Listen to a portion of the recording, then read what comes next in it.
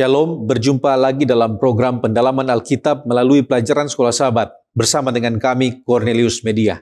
Kita tiba pada pelajaran yang ketiga dengan judul Awal yang Kasar. Kiranya saudara-saudara sudah membaca dan mempelajari Sekolah Sahabat masing-masing sehingga diskusi ini boleh menambah dan memperdalam pengetahuan kita tentang topik Sekolah Sahabat pekan ini. Dan sebelum kita lanjutkan, mari saya undang kita semua untuk berdoa. Bapa di surga, terima kasih untuk berkat yang Tuhan berikan dalam kehidupan kami. Saat ini Tuhan, kami akan mendalami pelajaran Sekolah Sahabat pekan ini. Tuhan, bantu kami dengan tuntunan kuasa Roh Kudus sehingga kami dapat memahaminya. Inilah doa kami Tuhan. Terima kasih, di dalam nama Yesus kami berdoa. Amin. Dalam pendalaman pekan ini, saya Pendeta Felix Gosal akan ditemani oleh Pendeta Widodo Purwanto. Dan seperti biasa ada 4 bagian dalam pendalaman kita. Yang pertama kita akan melihat dasar Alkitabiah. Kemudian yang kedua kita akan menggali makna ayat hafalan. Yang ketiga kita akan membahas pokok bahasan Sekolah Sahabat. Dan yang keempat kita akan mempelajari aplikasi atau penerapan dari pelajaran pekan ini. Mari kita mulaikan dengan dasar firman Tuhan. Pelajaran kita pekan ini memiliki beberapa ayat yang menjadi dasar. Yang pertama yaitu Keluaran pasal 5 ayat 1 sampai 23. Ini adalah cerita bagaimana Musa dan Harun meminta Firaun untuk membebaskan orang Israel. Tetapi Firaun menolak dan memperberat penderitaan mereka dengan tidak menyediakan jerami untuk membuat batu bata. Karena itu bangsa Israel menyalahkan Musa dan Harun dan Musa pun mengeluh kepada Tuhan. Kemudian dasar yang kedua adalah Wahyu pasal 11 ayat 8. Ini adalah nubuatan tentang 2 saksi Tuhan yang dibunuh dan mayat mereka diletakkan di atas jalan raya kota besar. Ini adalah nubuatan tentang revolusi Prancis yang mempromosikan semangat anti agama, di mana 2 saksi yang dimaksudkan di sini adalah Perjanjian Lama dan Perjanjian Baru yang diinspirasi oleh kuasa Roh Kudus. Kemudian dasar yang ketiga adalah Keluaran pasal 6 ayat 1 sampai 13. Di sini Tuhan menegaskan kepada Musa bahwa ia akan memaksa Firaun melepaskan Israel sesuai dengan perjanjiannya dengan para leluhur atau nenek moyang mereka. Tetapi orang Israel tidak mendengarkan karena penderitaan mereka dan Tuhan tetap menyuruh Musa dan Harun menghadapi Firaun. Dasar yang keempat, Mazmur pasal 73 ayat 23 sampai 26. Di sini pemazmur menyatakan keyakinannya bahwa Allah selalu menyertainya dan membimbingnya bahkan di saat dia lemah. Ia mengakui bahwa kekuatan dan keinginannya yang sejati hanya ada pada Allah karena segala sesuatu di dunia bisa gagal atau hilang, tetapi Allah tetap menjadi bagian dan penopang hidupnya untuk selamanya. Dasar yang kelima 2 Korintus pasal 6 ayat 16, di sini Paulus mengingatkan bahwa orang percaya adalah bait Roh Kudus yang harus hidup terpisah dari penyembahan berhala serta cara hidup dunia, karena Allah ingin tinggal di tengah umatnya. Dan dasar yang keenam adalah Keluaran pasal 6 ayat 28 sampai pasal 7 ayat 7. Di sini Tuhan memerintahkan Musa untuk berbicara kepada Firaun, tetapi karena Musa tidak pandai bicara, maka Harun ditunjuk sebagai juru bicaranya. Tuhan menegaskan bahwa ia akan mengeraskan hati Firaun dan membebaskan Israel melalui mujizat-mujizat. Musa dan Harun pun bersiap untuk melaksanakannya. Nah, mari kita lihat pengertian judul kita untuk pelajaran Sekolah Sahabat pekan ini, Awal yang Kasar. Nah, di dalam konteks pelajaran Sekolah Sahabat kita minggu ini, apa yang dimaksudkan atau digambarkan dengan kasar? Apa latar belakang tentang terjadinya kasar dan apa akhir dari kekasaran? Nah, saudara, siapa atau apa yang digambarkan dengan kasar dalam konteks pelajaran Sekolah Sahabat kita? Nah, di dalam konteks pelajaran Sekolah Sahabat pekan ini, yang dimaksud dengan kasar bukanlah sifat seseorang, tetapi situasi atau pengalaman awal yang sulit dan penuh tantangan. Khususnya situasi yang dialami oleh bangsa Israel dan juga Musa ketika memulai proses eksodus atau pembebasan dari Mesir. Nah, apa latar belakang sampai terjadinya kasar ini. Nah, setelah Musa dan Harun meminta Firaun untuk membiarkan bangsa Israel pergi dan beribadah kepada Allah, Firaun tidak hanya menolak, tetapi juga memperberat beban kerja mereka. Dan akibatnya penderitaan bangsa Israel ini pun bertambah dan mereka mulai menyalahkan Musa dan Harun. Bahkan Musa sendiri meragukan panggilannya dan bertanya kepada Tuhan, "Mengapa engkau memperlakukan umatmu seperti ini?" Dan apa akhir dari kekesaran ini? Nah, saudaraku, meski awalnya penuh dengan kesulitan, tetapi akhir dari kekasaran ini adalah pembebasan bangsa Israel melalui tanda-tanda ajaib dan juga tulah-tulah yang dikirimkan oleh Tuhan lewat penghakiman. Musa dan Harun tetap dipakai Tuhan dan mereka taat melaksanakan tugas yang diberikan meskipun mereka mengalami penolakan dan kesulitan yang berat di awal. Nah, di sini Tuhan menunjukkan bahwa Ia tetap setia dan berkuasa meskipun jalannya tidak selalu mudah atau sesuai dengan ekspektasi manusia. Nah, kemudian mari kita lihat mengapa Tuhan mengizinkan kekasaran ini terjadi. Nah, saudaraku, Tuhan mengizinkan kesulitan atau awal yang kasar ini terjadi karena beberapa alasan yang penting. Yang pertama, itu adalah untuk menguji iman dan karakter. Di dalam Testimonies for the Church volume 1 halaman 187, Ronubot mengatakan, Tuhan memimpin umatnya langkah demi langkah. Dia membawa mereka ke berbagai titik yang diperhitungkan untuk mewujudkan apa yang ada di dalam hati. Beberapa bertahan di satu titik, tetapi jatuh di titik berikutnya. Pada setiap langkah maju, hati diuji dan dicobai sedikit demi sedikit. Jadi ini adalah proses bagaimana Tuhan mau melatih dan memperkuat karakter mereka. Kemudian alasan yang kedua, kenapa Tuhan izinkan awal yang kasar ini terjadi? Oleh karena Tuhan mau memperkuat hubungan dia atau umatnya dengan dia, dengan Allah. Di dalam kesulitan, orang lebih cenderung untuk menghampiri Tuhan dalam doa dan juga penyerahan. Sehingga kesulitan terjadi agar iman umat Tuhan itu tumbuh lebih dalam dan lebih tulus. Kemudian alasan yang ketiga adalah untuk menunjukkan kemuliaan Tuhan. Tuhan menggunakan kesulitan untuk menunjukkan kekuatan dan kemuliaannya. Dan di dalam kasus bangsa Israel ini, semakin keras penolakan Firaun, semakin besar mujizat yang Tuhan akan nyatakan melalui tulah yang pada akhirnya membebaskan mereka dari Mesir. Alasan yang keempat, mengapa Tuhan izinkan awal yang kasar? Oleh karena Tuhan mau membersihkan hati dan karakter mereka. Testimonies for the Church volume 5 halaman 82 mengatakan, Tuhan akan menguji iman umatnya. Ia akan membawa mereka ke posisi di mana mereka tidak dapat membuat rencana untuk mereka sendiri. Dengan cara ini, Dia membawa mereka ke tempat di mana karakter mereka akan diuji dan dikembangkan. Kemudian alasan yang kelima, agar rencana Tuhan lebih besar digenapi. Di dalam kasus bangsa Israel, penderitaan mereka ini adalah awal dari pembebasan yang besar dan pembentukan bangsa pilihannya.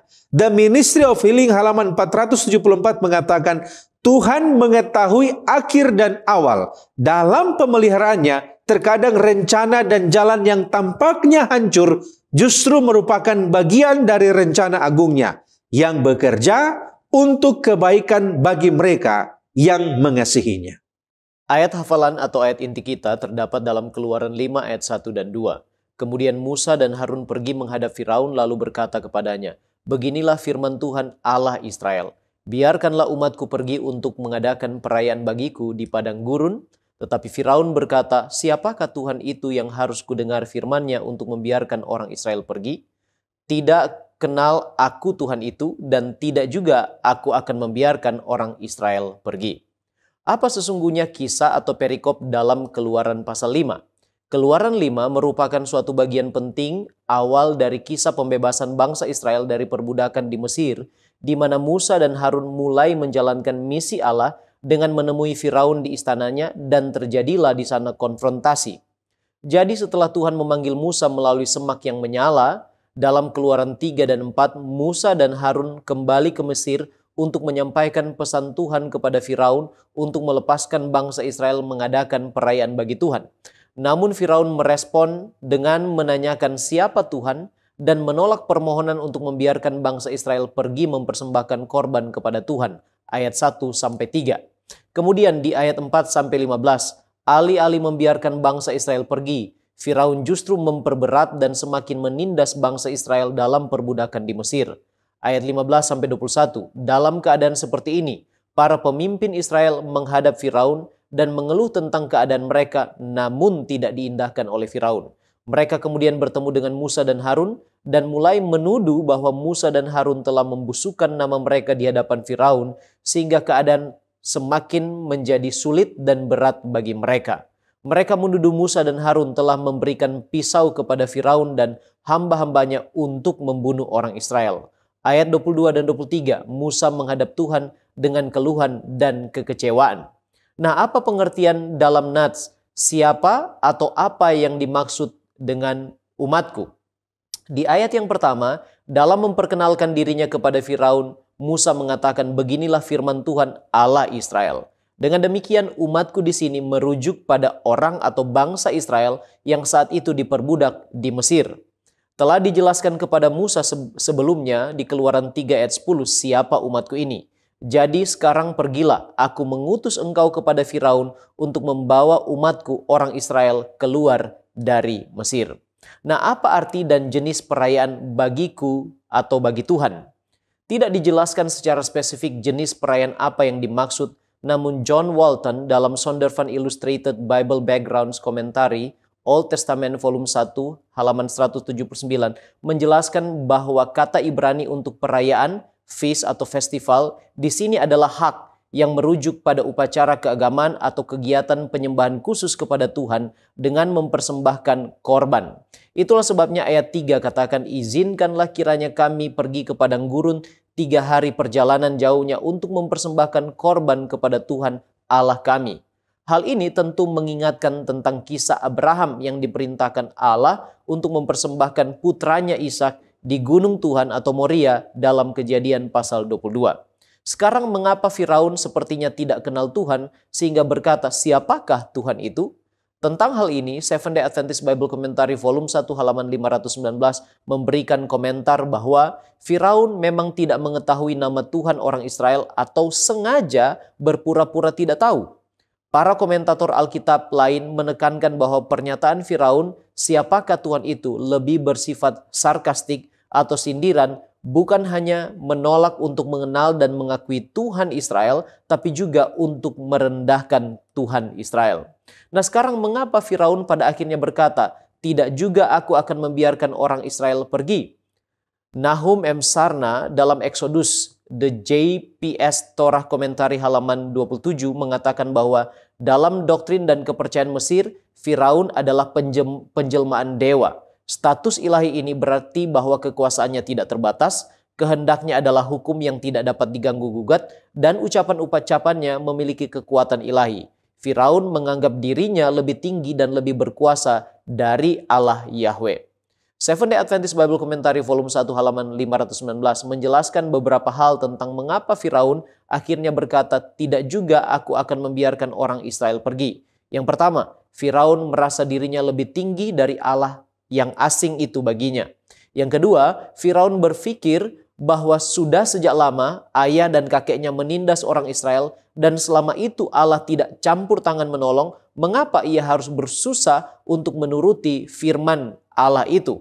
Yang ketiga, dalam pikiran Firaun, Allah tidak sanggup menolong dan melepaskan umatnya Israel. Inilah beberapa alasan sampai pada akhirnya Firaun berkata, tidak juga aku akan membiarkan orang Israel pergi. Kita tiba pada pokok pembahasan mengenai siapakah Tuhan itu. Nah, saudaraku, di dalam konteks pelajaran sekolah Sabat, siapa yang bertanya siapakah Tuhan itu dan mengapa bertanya seperti itu? Nah, saudaraku, yang bertanya siapakah Tuhan itu adalah Firaun, Raja Mesir pada masa ketika Musa diutus oleh Tuhan untuk membebaskan bangsa Israel dari perbudakan. Nah, mengapa Firaun ini bertanya seperti itu? Saudara, Firaun sebenarnya tidak bertanya karena dia ingin tahu dan mencari kebenaran. Tetapi kata-kata ini bukanlah sesuatu pernyataan atau pertanyaan yang jujur, tetapi sebuah tantangan dan penghinaan terhadap Allah. Firaun melihat dirinya sebagai dewa dan juga penguasa tertinggi dan tidak perlu tunduk kepada siapapun, termaksud kepada Tuhan Israel. Ia menunjukkan sikap tidak mengakui otoritas Tuhan Israel atas dirinya atau atas Mesir. Nah, sehubungan dengan ini, Seventh-day Adventist Bible Commentary volume 1 halaman 519 memberikan komentar seperti begini. Apapun alasannya, ia atau Firaun merasa dirinya lebih unggul daripada Allah asing manapun. Bukankah ayah dan kakeknya telah menindas orang Israel tanpa campur tangan Allah mereka? Mengapa ia harus repot-repot memperhatikan Allah yang begitu jelas tidak peduli dengan urusan umatnya sendiri dan tampaknya tidak mampu menolong mereka?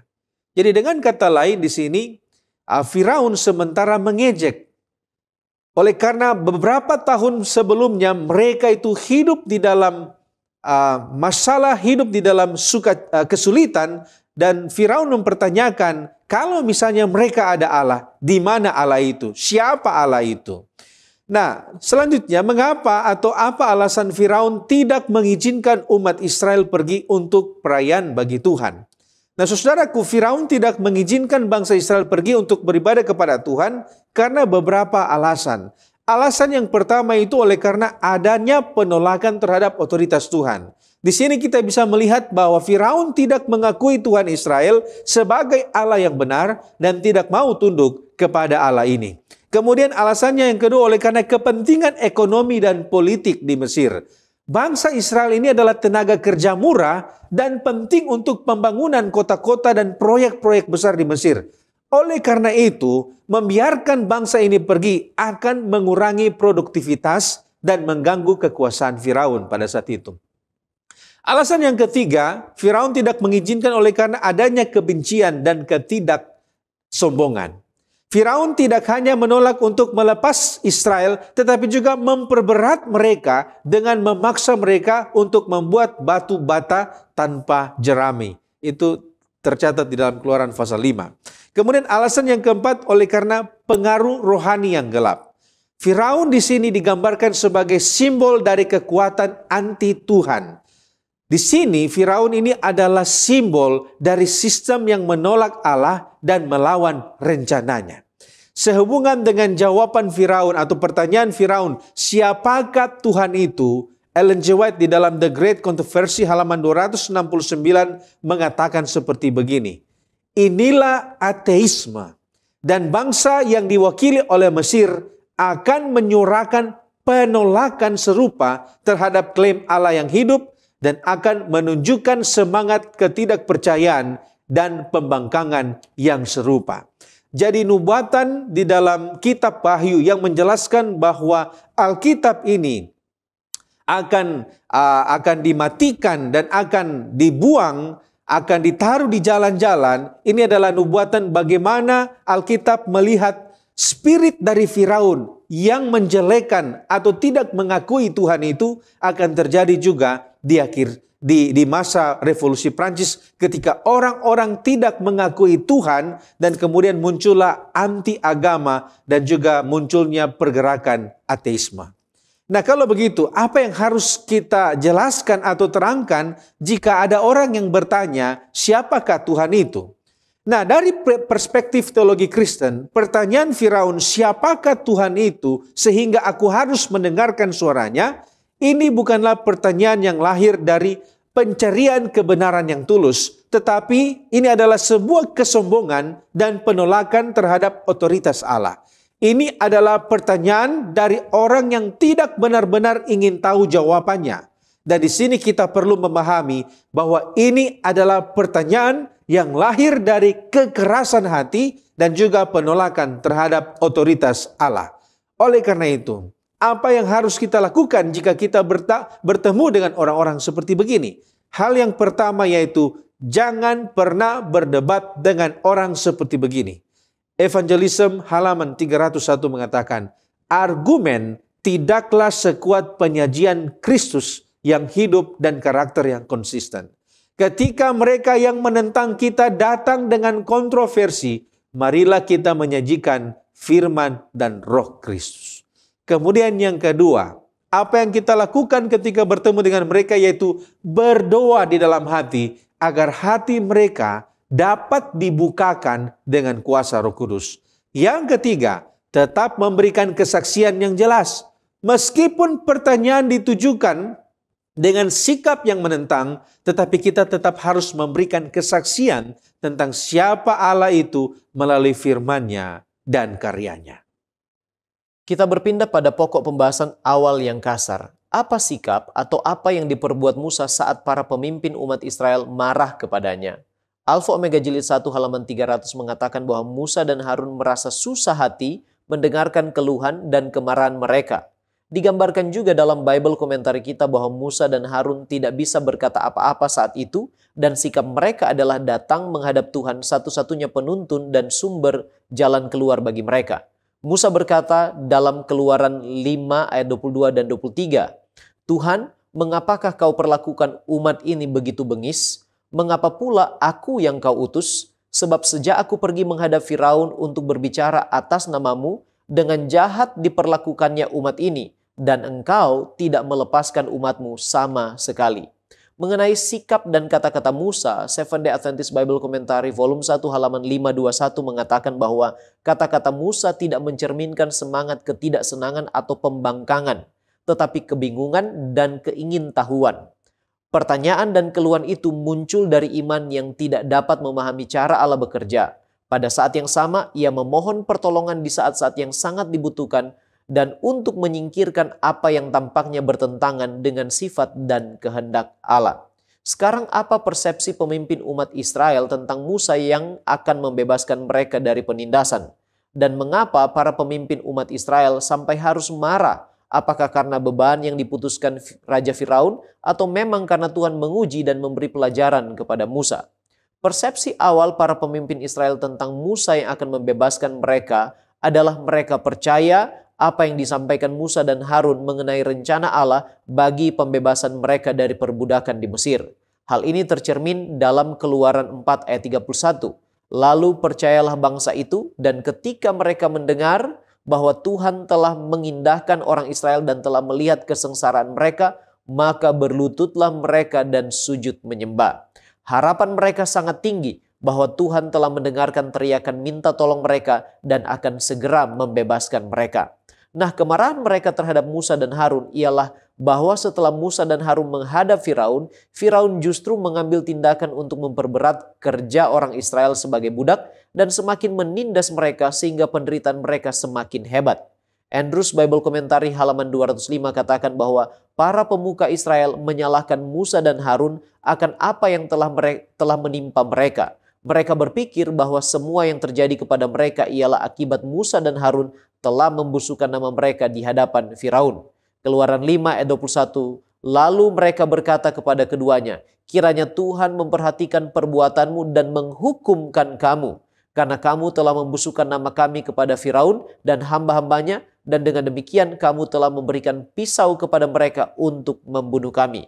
Nah, sebenarnya ada maksud Allah di balik peristiwa itu, yaitu untuk menguji dan memberikan sebuah pelajaran kepada Musa. Mengenai hal ini, Andrews Bible Commentary halaman 205 menggambarkan dua hal. Yang pertama, Allah ingin memberikan gambaran tentang apa yang akan Musa hadapi di depan, yaitu pola persungutan yang sama dan pemberontakan dari orang Israel, khususnya para pemuka mereka. Yang kedua, Musa tidak menyadari bahwa apa yang dia sedang hadapi akan mempersiapkannya bagi pertunjukan kekuatan Allah yang lebih besar. Artinya Allah sedang menguji imannya. Kita tiba pada pokok diskusi mengenai aku yang ilahi. Nah, apa sikap Allah atau apa yang Allah lakukan saat Musa mengeluh karena perlakuan umat Israel dan Raja Firaun? Nah, mari kita lihat sedikit latar belakang kenapa sampai Musa mengeluh. Nah, Musa mengalami ujian yang sangat berat setelah menghadapi Firaun atas perintah Tuhan. Alih-alih membebaskan bangsa Israel, Firaun justru memperberat beban kerja mereka dengan tidak menyediakan jerami untuk membuat batu bata. Dan di sini umat Israel menyalahkan Musa dan Harun atas penderitaan mereka, dan Musa pun mengeluh kepada Tuhan di dalam Keluaran pasal 5 ayat 22 sampai 23. Musa katakan begini, Tuhan, mengapakah kau perlakukan umat ini begitu bengis? Mengapa pula aku kau utus? Sebab sejak aku pergi menghadap Firaun untuk berbicara atas namamu, dengan jahat diperlakukannya umat ini, dan engkau tidak melepaskan umatmu sama sekali. Nah, dari kata-kata ini kita dapat simpulkan di sini Musa merasa tidak berhasil. Musa merasa tidak dihargai, tidak didukung oleh umat yang ia tolong atau ia coba untuk tolong. Dia merasa Tuhan tidak menempati janjinya. Nah, apa tanggapan Tuhan? Di dalam Keluaran pasal 6 ayat 1 sampai 8, di sini Allah menunjukkan bahwa Dia adalah Allah yang maha bijaksana. Allah tidak marah atau kecewa terhadap keluhan Musa, tetapi justru menegaskan kembali janjinya dengan penuh kasih dan kuasa. Allah tidak menolak keluhan Musa, tetapi menggunakannya sebagai kesempatan untuk mengungkapkan rencananya yang lebih besar. Di dalam Seventh Day Adventist Bible Commentary volume 1 halaman 676, dijelaskan bahwa Allah tidak langsung mengubah keadaan, tetapi menggunakan situasi itu untuk menguji iman Musa dan bangsa Israel. Tuhan ingin mereka mengenalnya lebih dalam dan percaya pada janjinya meskipun situasi tampak buruk. Di dalam volume yang sama halaman 522 sampai 523, komentari Alkitab Advent mengatakan, hal ini mungkin menjelaskan setidaknya sebagian mengapa Allah tidak menyingkapkan semua yang mungkin Ia ungkapkan tentang masa depan. Seandainya para murid mengetahui sebelumnya apa yang akan terjadi bagi guru mereka dan bagi mereka sendiri, mereka tidak mungkin akan pernah mentaati panggilannya, ikutlah aku. Seandainya mereka yang menerima pekabaran Advent sebelum tahun 1844 mengetahui kekecewaan besar dan tahun-tahun cobaan yang akan datang, mungkin tidak akan pernah ada gerakan Advent. Nah, kalau begitu, apa pengertian aku yang ilahi dalam konteks pelajaran sekolah sahabat kita hari Selasa? Nah, saudara, pengertian akulah Tuhan di dalam Keluaran pasal 6 ayat 2 menegaskan identitas Allah sebagai Tuhan yang hidup, berdaulat, dan setia. Ini adalah pengungkapan diri Tuhan sebagai Allah yang tidak hanya berbicara, tetapi bertindak untuk menyelamatkan umatnya. Paling sedikit ada 5 aspek pengertian akulah Tuhan di dalam konteks ini.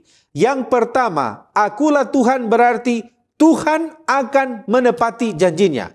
Allah menyatakan dirinya sebagai Allah yang menggenapi apa yang dijanjikan oleh Allah itu sendiri. Kemudian pengertian yang kedua, akulah Allah atau akulah Tuhan berarti Allah lah yang akan menyelesaikan karyanya. Allah adalah Allah yang menyempurnakan apa yang telah Dia mulai. Seperti di dalam penciptaan, nama YHWH muncul setelah pekerjaan penciptaan selesai. Kejadian 2 ayat 4. Demikian juga di dalam keselamatan, nama Tuhan yang awal dan yang akhir akan muncul sepenuhnya dikenal ketika keselamatan umatnya selesai. Wahyu pasal 22 ayat 13. Kemudian yang ketiga, Allah yang menyatakan belas kasihannya. Meskipun Ia tidak segera bertindak sesuai waktu manusia, tetapi Tuhan memperhatikan dan menghitung setiap tangisan dan kesengsaraan. Pengertian akulah Tuhan yang keempat yaitu Allah yang bertindak sesuai rencananya. Allah ini menyatakan itu lewat 4 tindakan penyelamatan. Yang pertama, Allah mengatakan, aku akan membawa kamu keluar dari Mesir. Yang kedua, aku akan melepaskan kamu dari perbudakan. Yang ketiga, aku akan menebus kamu dengan tangan yang kuat. Dan yang keempat, aku akan membawa kamu ke tanah Kanaan. Ini adalah janji yang pasti dan tindakan yang pasti terjadi meskipun umatnya sering ragu dan putus asa. Kemudian pengertian yang kelima, Tuhan yang memiliki tujuan yang mulia Dan tujuan Allah ini adalah menyelamatkan Israel sehingga Ia menjadikan mereka umatnya dan Ia menjadi Allah mereka. Saudaraku yang terkasih, akulah Tuhan bukan saja muncul setiap kali Tuhan berfirman kepada para nabinya, tetapi ini adalah jawaban atas setiap keraguan yang dirasakan di dalam panggilan pelayanan. Terima kasih pendeta. Sekarang kita tiba pada pokok pembahasan tidak petah lidah. Apa arti tidak petah lidah? Dan siapa yang dimaksudkan petah lidah dalam pelajaran sekolah Sabat khususnya hari Rabu? Serta apa jalan keluarnya? Ungkapan tidak petah lidah muncul dalam Keluaran 6 ayat 11. Tetapi Musa berkata di hadapan Tuhan, orang Israel sendiri tidak mendengarkan aku. Bagaimanakah mungkin Firaun akan mendengarkan aku? Aku seorang yang tidak petah lidahnya. Tidak petah lidah menurut Kamus Besar Bahasa Indonesia artinya tidak fasih bicara, tidak baik, lancar, dan pandai dalam berkata-kata. Alkitab Bahasa Inggris menggunakan frase uncircumcised lips yang menurut Seventh-day Adventist Bible Commentary volume 1 halaman 524 artinya slow of speech yang merujuk pada pengakuan Musa dalam Keluaran 4 ayat 10. Lalu kata Musa kepada Tuhan, "Ah Tuhan, aku ini tidak pandai bicara. Dahulu pun tidak, dan sejak engkau berfirman kepada hambamu pun tidak, sebab aku berat mulut dan berat lidah." Dari konteks Keluaran 6 ayat 11, Musa lah orang itu. Musa mengaku kepada Tuhan bahwa dia tidak pandai bicara. Kalimat yang sama diulangi dalam Keluaran 6 ayat 9. Atas keluhan Musa ini, Tuhan memberikan solusi atau jalan keluar. Keluaran 7 ayat 1 dan 2, berfirmanlah Tuhan kepada Musa, "Lihat, aku mengangkat engkau sebagai Allah bagi Firaun, dan Harun abangmu akan menjadi nabimu. Engkau harus mengatakan segala yang kuperintahkan kepadamu, dan Harun abangmu harus berbicara kepada Firaun, supaya dibiarkannya orang Israel itu pergi dari negerinya." Solusi Allah ialah Harun menjadi nabi bagi Musa untuk berbicara kepada Firaun. Nah, mengapa orang Israel merasa putus asa dan tidak mendengarkan Musa, bahkan tidak mendengarkan Tuhan sekalipun? Menurut Keluaran 6 ayat 8, mereka putus asa dan tidak mau mendengar karena perbudakan yang berat yang sedang mereka jalani. Lebih lanjut lagi, Seventh-day Adventist Bible Commentary volume 1 halaman 524 menjelaskan bahwa mereka, bangsa Israel, mengharapkan pembebasan yang cepat atau segera, namun keadaan mereka justru semakin tertindas karena campur tangan Musa yang tidak mendapat sambutan dari Firaun. Mereka terlalu putus asa untuk terhibur bahkan oleh janji-janji kemurahan dan jaminan yang diberikan Musa kepada mereka. Mereka tidak mau lagi menaruh kepercayaan mereka kepada orang yang mereka anggap telah menipu mereka, orang yang jelas-jelas hanya seorang pemimpi, bahkan lebih buruk lagi. Penderitaan jiwa telah menghancurkan semangat mereka dan perbudakan yang kejam telah melemahkan tubuh mereka dari hari ke hari sehingga mereka tidak memiliki waktu dan kemauan untuk mendengarkan.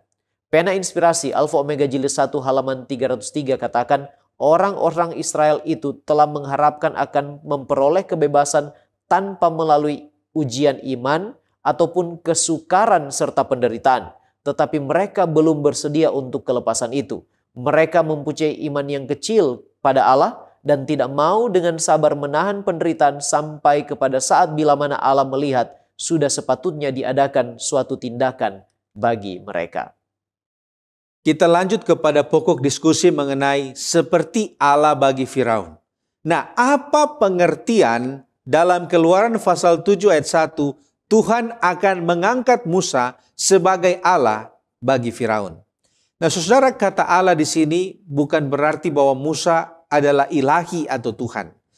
Kata ini digunakan dalam arti perwakilan atau otoritas. Musa di sini diangkat oleh Tuhan sebagai wakilnya yang penuh kuasa dan otoritas dalam pertemuan dengan Firaun. Musa bukanlah Allah menurut kodratnya, tetapi dijadikan Allah dalam tugas dan peran sebagai utusan Tuhan. Ini adalah bukti kerendahan hati Allah yang mau menggunakan manusia sebagai perantara dalam menyampaikan kehendaknya. Sehubungan dengan ini, Seventh-day Adventist Bible Commentary volume 1 halaman 527 mengatakan, keberatan terakhir Musa dalam pasal 6 ayat 12 kemudian ayat 30 telah disingkirkan oleh Allah. Musa enggan menghadapi Firaun untuk kedua kalinya yang jauh lebih tinggi kedudukannya di dunia. Tetapi Allah mengangkatnya Allah mengingatkannya bahwa sebagai wakil Allah langit dan bumi, ia lebih tinggi daripada Firaun. Kekuasaan Firaun hanyalah manusia. Kekuasaannya bersifat ilahi. Ia harus menjadi seorang Allah bagi Firaun dengan otoritas dan kuasa untuk memerintahkan ketaatan. Nah, kalau begitu, menurut pelajaran sekolah sahabat, apa arti Allah sebagai Yahweh dan mengapa Musa tidak percaya kepada Allah ketika diperintahkan ketemu Firaun? Nah, saudara, sekali lagi Tuhan memperkenalkan dirinya kepada Musa sebagai Yahweh, yang berarti bahwa Dia adalah Tuhan yang pribadi dan dekat dengan umatnya. Nah, di sini Tuhan ingin mengingatkan Musa bahwa Tuhan adalah YHWH yang memiliki hubungan perjanjian dengan bangsa ini. Nama Yahweh atau YHWH menunjukkan sifat Allah yang tidak hanya berkuasa, tetapi juga hadir secara pribadi dalam hidup umatnya dan setia pada janji-janjinya. Nah, kalau begitu kenapa Musa merasa tidak percaya kepada Allah ketika diperintahkan bertemu Firaun? Saudara, alasan Musa ketika dia merasa tidak percaya karena dia merasa tidak percaya diri dan dia merasa ragu bahwa Firaun akan mendengarkannya. Dan hal ini kita bisa lihat bagaimana Musa menyatakan ketidakmampuan dirinya sendiri dalam berbicara dengan baik. Dia menggunakan istilah aral sepatayim atau bibir yang tidak disunat, yang mengindikasikan bahwa dia tidak memiliki kemampuan berbicara yang fasih dan efektif. Itu juga dia kemukakan di dalam pasal 4 ayat 10 ketika dia katakan saya lambat untuk berbicara. Ini menunjukkan kerendahan hati Musa, tetapi juga keengganannya untuk menjalankan tugas yang terasa terlalu berat baginya. The Signs of the Times 25 Januari 1891 mengatakan, Musa berusaha menghindari panggilan Allah karena merasa tidak pandai berbicara. Ia merasa lambat bicara dan kurang cekatan sehingga merasa tidak layak dan takut gagal. Kita tiba pada pendalaman atau pelajaran hari Jumat. Apa latar belakang sehingga Firaun memberikan beban kerja yang lebih berat kepada umat Israel? Dan apakah umat Israel saat itu dibayar? Latar belakang sehingga Firaun memberikan kerja yang lebih berat kepada umat Israel dalam perbudakan ialah pertemuan pertamanya dengan Musa dan Harun, di mana Musa dan Harun atas dasar perintah dan firman Tuhan meminta Firaun mengizinkan bangsa Israel, umat Tuhan, untuk pergi menyembah Tuhan. Alfa Omega Jilid 1 halaman 299 katakan bahwa raja dengan diliputi kemarahan menyangka bahwa orang-orang Israel bermaksud memberontak dan mau membebaskan diri dari perhambaan. Ketidaksetiaan ini adalah akibat dari kemalasan. Raja mengusahakan agar jangan diberi kesempatan bagi mereka untuk mengadakan rencana-rencana yang membahayakan. Akibatnya, keputusan dibuat pada hari itu juga untuk membuat pekerjaan mereka lebih berat, ketat, dan menekan. Untuk pekerjaan yang dilakukan oleh orang Israel di Mesir sebagai budak, mereka tidak mendapatkan bayaran. Status mereka adalah budak, mereka tidak punya hak untuk menerima bayaran. Jadi saat itu mereka tidak dibayar atas kerja paksa yang mereka jalani. Seventh-day Adventist Bible Commentary volume 1 halaman 512 mengatakan, mereka telah bekerja keras selama beberapa dekade sebagai budak untuk keuntungan orang Mesir yang pajaknya lebih ringan dibandingkan dengan nilai tenaga kerja bebas. Tenaga kerja bebas artinya tidak dibayar yang diberikan oleh orang Ibrani. Sekarang mengapa umat Israel tidak lari saja dari tanggung jawab atau memberontak? Yang pertama, ada pengawas yang ditempatkan untuk mengawasi orang Israel pada saat menjalankan kerja paksa. Keluaran 1 ayat 11. Hal ini tentu sifatnya adalah kekuatan militer yang digunakan agar mereka tidak melarikan diri atau merencanakan pemberontakan. Para pengawas ini menjalankan tugas pengawasan dan juga preventif atau pencegahan dengan menggunakan kekerasan dan penyiksaan. Contoh apa yang digambarkan dalam Keluaran pasal 2 ayat 11. Pada waktu itu ketika Musa telah dewasa, ia keluar mendapatkan saudara-saudaranya untuk melihat kerja paksa mereka. Lalu dilihatnya seorang Mesir memukul seorang Ibrani, seorang dari saudara-saudaranya itu. Artinya, orang Mesir menggunakan kekerasan di sana dalam pengawasan untuk mencegah mereka melarikan diri dan memberontak. Yang kedua, pena inspirasi. Alfa Omega Jilid 1 halaman 300 menginformasikan bahwa ada orang-orang Israel yang diangkat oleh para mandor Mesir untuk menjadi pengawas yang bertanggung jawab mengawasi pekerjaan orang Israel. Artinya mereka menjadi pengkhianat bekerja untuk kepentingan orang Mesir dalam perbudakan orang Israel. Selain itu, mereka telah kehilangan identitas mereka sebagai umat Tuhan karena kawin silang dan pengaruh penyembahan berhala. Mereka telah kehilangan pengetahuan akan hukum-hukum Tuhan dan tidak lagi memiliki iman kepada Allah.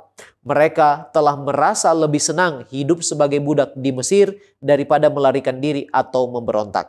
Alasan lain adalah agar rencana dan kemahakuasaan Allah dinyatakan sesuai dengan apa yang telah difirmankan dan dibuatkannya dalam Kejadian 15 ayat 13-14.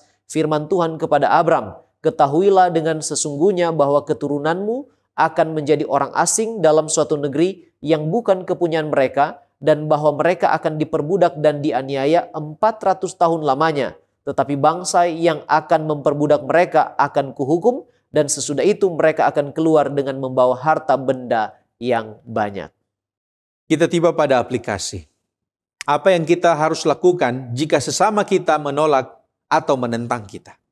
Nah, secara ringkas ada 5 langkah yang dapat kita lakukan jika kita berhadapan dengan orang yang menolak atau menantang kita. Yang pertama, jangan terpancing pada pertikaian atau membalas dengan perkataan kasar.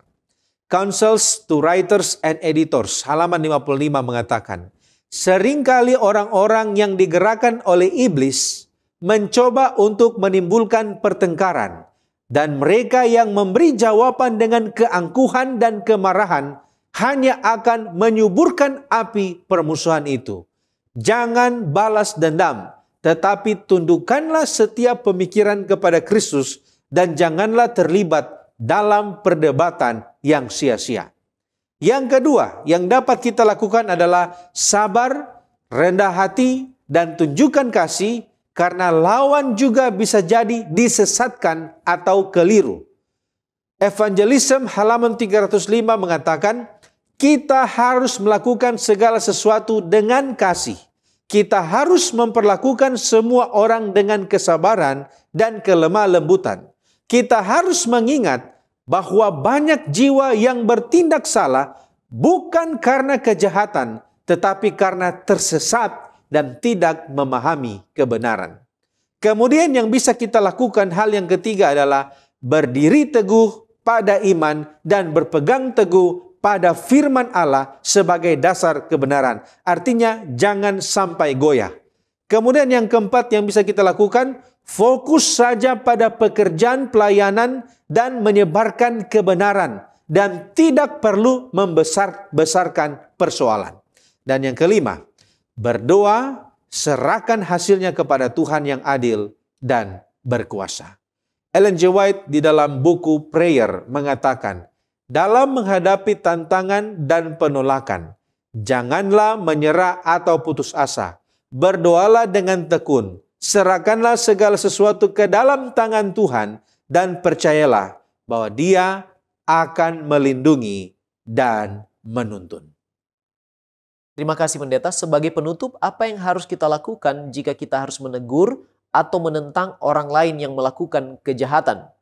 Yang pertama, yang harus kita lakukan sebelum pergi menegur adalah berdoa, meminta kuasa ilahi agar ketika kita harus menegur, panggilan itu benar-benar datangnya dari Tuhan, bukan berdasarkan penghakiman pribadi. Dengan doa, kita akan memiliki hikmat, kuasa, dan roh pengendalian diri. Dalam doa, kita juga memeriksa diri kita sendiri agar jangan jatuh ke dalam pencobaan. Alkitab memberikan beberapa prinsip jika kita harus menegur orang lain atau menentang tindakan mereka yang salah. Yang pertama, tidak boleh ada roh permusuhan dalam menegur. Teguran itu harus berdasarkan kasih dan roh persaudaraan. 2 Tesalonika 3 ayat yang ke-15. Yang kedua, tegur dan nasihati dengan segala kesabaran.